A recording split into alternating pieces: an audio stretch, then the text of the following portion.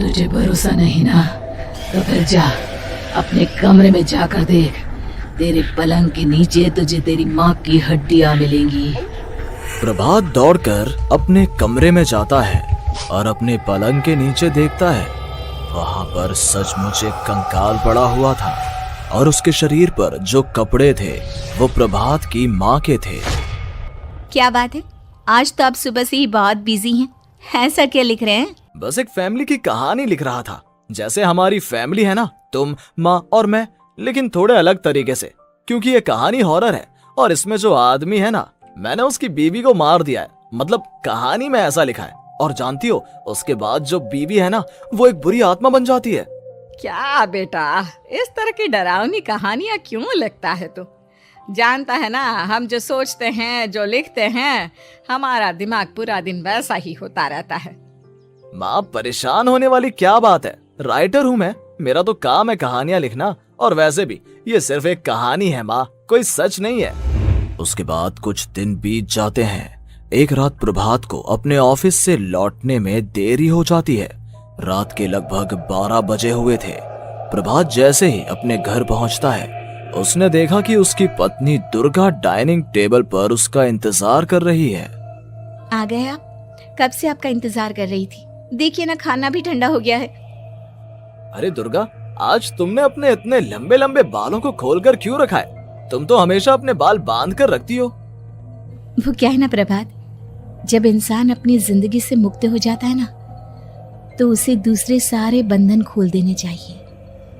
इसलिए मैंने अपने बालों के बंधन भी खोल दिए। ये तुम किस तरह की बातें कर रही हो? तुम ठीक तो हो? मैं बिल्कुल ठीक हूँ प्रभात। अच्छा चलो खाना खाओ। वो क्या है ना दुर्गा, मुझे भूख नहीं है। ऑफिस में कुछ खा लिया था। कोई बात नहीं, मैं तुम्हारे लिए एप्पल काट देती हूँ, एप्पल खा लो। नहीं दुर्गा, मुझे नहीं खाना है, मेरा मन नहीं है यार। तभी अचानक से दुर्गा अपने हाथ में एक बड़ा सा चाकू लेकर प्रभात पर हमला कर देती है। प्रभात अपने आप को बचाने की कोशिश करता है। आज मैं तुझे नहीं छोड़ूंगी, तुझे अपने साथ लेकर जाऊंगी अपनी दुनिया में। ये क्या बोल रही हो तुम? तुम्हारा दिमाग खराब हो गया है। आखिर तुम हो कौन? दुर्गा अपनी गर्दन टेढ़ी करते हुए बोलती है। मैं दुर्गा हूँ, तुम्हारी पत्नी। ध्यान से देखो मेरी आंखों में। प्रभात बुरी तरह से डर जाता है और घबराहट में वो चाकू अपनी पत्नी के पेट में मार देता है। उसकी पत्नी की वहीं के वहीं मौत हो जाती है और उसकी चीख की आवाज सुनकर उर्मिला दौड़ते हुए बाहर आती है। ये तूने क्या किया प्रभात? तुमने अपनी पत्नी का खून कर दिया। लेकिन तू तो उसे बहुत प्यार करता था बेटा। तूने बहू को क्यों मार डाला? माँ, ये आपकी बहू नहीं थी, इसके अंदर कोई बुरी आत्मा घुसाई थी। मैं नहीं जानता ये सब कैसे हो गया, लेकिन वो मुझ पर हमला कर रही थी, मुझे मारने की कोशिश कर रही थी। माँ, मैंने कुछ नहीं किया। ये तूने क्या कर दिया बेटा?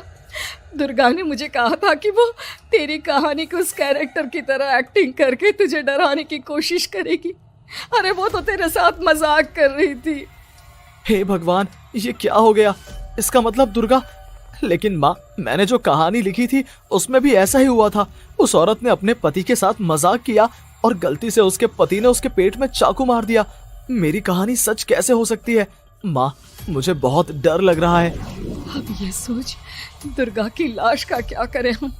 अगर गलती से भी ये बात बाहर फैल गई ना, तो तुझे पूरी जिंदगी जेल की सलाखों के पीछे रहना पड़ेगा। एक काम करते हैं माँ, हम घर के पीछे वाले बगीचे में उसकी लाश को दबा देते हैं। अगर कोई पूछेगा तो कह देंगे कि उर्मिला अपने मायके गई और फिर एक दिन हम भी अचानक यहाँ से कहीं दूर चले जाएंगे। कोई नहीं आएगा हमें पूछने, कोई नहीं आएगा माँ, बाद में जो होगा हम देख लेंगे। प्रभात अपनी माँ उर्मिला की मदद से दुर्गा की लाश को अपने घर के बगीचे में गाड़ देता है। कुछ दिन तो ऐसे ही बीत जाते हैं, लेकिन एक दिन अचानक रसोई से आ रही कुछ आवाजें सुनकर प्रभात की नींद खुलती है। प्रभात ने देखा कि वहां पर एक लंबे बालों वाली औरत दूसरी तरफ चेहरा करके खड़ी हुई थी। कौन है? कौन है वहां पर? अरे कौन हो तुम? मैं दुर्गा हूँ प्रभात। क्या हुआ? मुझसे इस तरह के सवाल क्यों कर रहे हो तुम? तुम दुर्गा नहीं हो सकती। दुर्गा तो प्रभात, मैं तुम्हारी पत्नी हूँ, तुम मुझे कैसे भूल सकते हो? 4 दिन के लिए मायके क्या चली गई, तुम तो मुझे भूल ही गए। अब अगली बार ना मैं कहीं नहीं जाऊंगी। पता चला तुमने तो मुझे पहचानने से ही इनकार कर दिया। नहीं, तुम दुर्गा नहीं हो सकती। तुम दुर्गा हो ही नहीं सकती। मैं जानता हूँ ये सब क्या हो रहा है। मैंने अपनी कहानी में लिखा था कि उस आदमी की पत्नी की मौत के बाद एक बुरी आत्मा उसका रूप लेकर उसके घर में आ जाती है। तुम वही हो ना? और अचानक से खूबसूरत दुर्गा का चेहरा काला पड़ जाता है। उसकी आंखें लाल हो जाती हैं और पूरे शरीर पर बाल, लंबे नुकीले नाखून, उसके दोनों पैर उल्टे हो जाते हैं और बेहद डरावनी आवाज में वो चिल्लाकर कहती है, बुरी आत्मा, मेरा खून करके मुझे अपने ही घर में गाड़ कर तू मुझे बुरी आत्मा कह रहा है? मैं तुझे छोड़ूंगी नहीं। और अचानक से प्रभात के घर में बेहद डरावनी आवाजें गूंजने लगती हैं। घर में चारों तरफ बहुत सारी बुरी आत्माएं नजर आने लगती हैं। प्रभात घबरा कर अपनी माँ को आवाज देता है, माँ कहाँ है आप? जल्दी आइए माँ, देखिए ना ये सब क्या हो रहा है। प्रभात ने देखा कि अचानक से उसकी माँ कमरे से दौड़ कर आती है। क्या हुआ प्रभात? और ये लोग कौन है? इन सब की गर्दन टेढ़ी क्यों है? इनके बाल खुले हुए। हाँ प्रभात, ये सब लोग तो मुझे मरे हुए नजर आ रहे हैं। हाँ माँ, ये सब लोग मरे हुए ही हैं और ये ठीक वैसा ही हो रहा है जैसा मेरी कहानी में हुआ था। लेकिन मेरी कहानी के हिसाब से तो आप भी। अचानक से उर्मिला का रूप बदल जाता है। वो भी एक डरावने साए की तरह बन जाती है और बेहद डरावनी आवाज में चिल्ला चिल्ला कर कहती है, मर गई तेरी माँ। जानता है, कल रात जब तू सो रहा था ना, तो मैंने उसके शरीर का सारा खून पी लिया। अब बस हड्डियां बची है उसके शरीर में। नहीं, ऐसा नहीं हो सकता, ऐसा बिल्कुल नहीं हो सकता। मेरी माँ नहीं मर सकती। तुझे भरोसा नहीं ना, तो फिर जा अपने कमरे में जाकर देख। तेरे पलंग के नीचे तुझे तेरी माँ की हड्डियां मिलेंगी। प्रभात दौड़कर अपने कमरे में जाता है और अपने पलंग के नीचे देखता है। वहां पर सचमुच एक कंकाल पड़ा हुआ था और उसके शरीर पर जो कपड़े थे वो प्रभात की माँ के थे। माँ, अब मुझे कुछ करना पड़ेगा। लेकिन मेरी कहानी में लिखा था कि माँ की मौत मेरे हाथों से होगी, पर माँ तो पहले ही मर चुकी है और वो बुरी आत्मा मुझे भी मार देगी। नहीं, इससे पहले कि वो मुझे कुछ करे, मुझे उसका काम खत्म करना होगा। प्रभात अपने हाथ में बड़ा सा चाकू लेकर उस बुरी आत्मा पर हमला कर देता है जिसने प्रभात की माँ का रूप लिया हुआ था, और अगले ही पल वो नीचे गिर जाती है और उसके शरीर से खून बहने लगता है। ऐसा नहीं हो सकता, एक बुरी आत्मा के शरीर में तो खून होता ही नहीं है। तो क्या सच में मैंने अपनी माँ को मार दिया? लेकिन अभी कुछ देर पहले तो फिर वो कंकाल किसका है? और ये कौन है? मैं पागल हो जाऊंगा।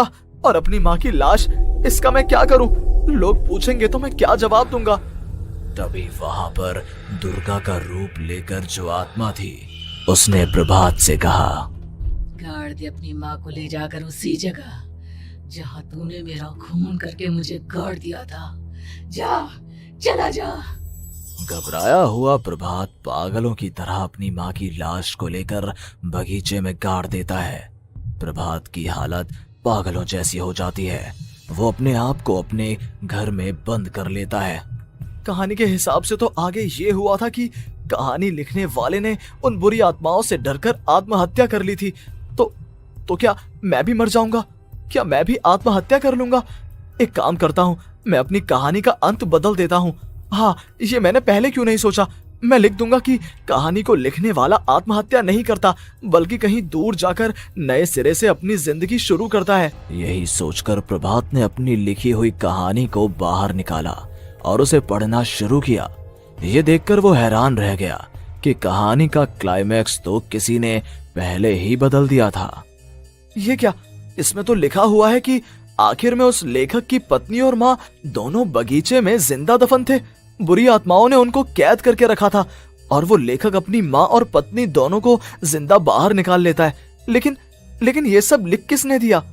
प्रभात दौड़कर बगीचे में जाता है और वहां पर खुदाई करना शुरू कर देता है।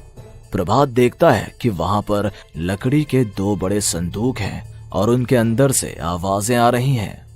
प्रभात, प्रभात बचा लो मुझे, अगर थोड़ी देर और हो गई तो वो मुझे छोड़ेगी नहीं। बेटा देखो, मैं इस बक्से के अंदर बंद हूँ, प्लीज मुझे बाहर निकालो, वो बुरी आत्मा किसी भी वक्त मुझे मार डालेगी। प्रभात वो दोनों बक्से बाहर निकालता है और अपनी पत्नी और माँ दोनों को आजाद करवा लेता है। लेकिन तभी वहां पर अचानक से एक बेहद डरावनी और खौफनाक दिखने वाली औरत आ जाती है। तुझे क्या लगा था इतनी आसानी से अपनी पत्नी और माँ को बचा लेगा?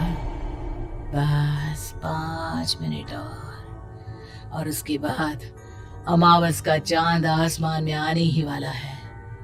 लेकिन तूने इन दोनों को बाहर निकाल लिया, अब तुझे मरना होगा। नहीं, मैं जानता हूँ मैं नहीं मरूंगा, और अब आगे क्या करना है ये भी मुझे पता है। प्रभात, ये बहुत खतरनाक है, हमें मार डालेगी। प्रभात, चलो यहाँ से। नहीं दुर्गा, अब मुझे अच्छी तरह से पता चल चुका है कि इस बुरी आत्मा से हम कैसे पीछा छुड़वा सकते हैं। और इतना कहकर प्रभात अपने हाथ में पकड़ी हुई सिंदूर की थैली उस बुरी आत्मा के ऊपर उछाल देता है। कुछ ही देर में वो जमीन पर गिरकर राख में बदल जाती है। ये सब क्या हो रहा था बेटा? ये सब तुम्हारी लिखी हुई इस कहानी की वजह से हुआ है ना? नहीं माँ, पहले मुझे भी ऐसा ही लगा, लेकिन बाद में पता चला कि बरसों पहले हमारे इस बगीचे की जमीन के अंदर किसी को जिंदा गाड़ दिया गया था और बस उसी औरत की आत्मा हमें परेशान कर रही थी। उसी ने मेरे शब्दों में जान डालकर उस कहानी को जिंदा कर दिया था। मुझे माफ कर दो प्रभात, मैंने आपकी कहानी के साथ छेड़छाड़ की थी और उसे बदल दिया था। माफी मांगने की जरूरत नहीं है दुर्गा, तुम्हारे उस बदलाव की वजह से ही आज हम सब जिंदा हैं, क्योंकि आखिर में कहानी में वो हुआ जो तुमने लिखा था।